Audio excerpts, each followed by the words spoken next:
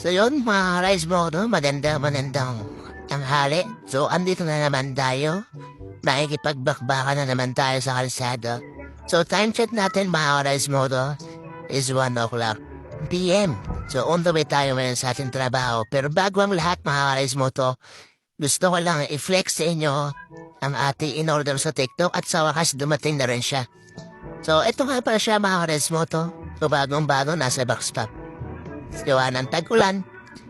Try natin umorder sa kanya ng kapote na solid ito.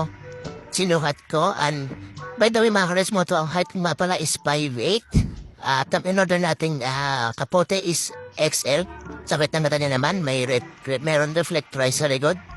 At ang ganda ng pagka-fit niya sa may mga kares mo to. Ito, kitang-kita niya nasa loob ang pagka-fit niya, solid na solid at flexible na flexible sa ating katawan. So, yun lang mga ka-rice mo to.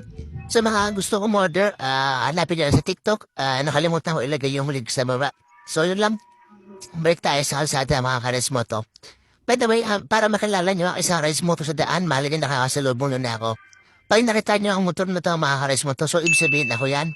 At kung nakita niyo ako mga ka-rice moto, bigyan niyo ako ng isang sign na ganito. So, yan, shoutout sa inyo mga motor. Shoutout din sa mga lahat ng mga motovlogger na napapadaan sa Commonwealth Highway. So, yun lang mga ka-rice moto. Maraming salamat. Ride safe, be safe, and babush. Shing!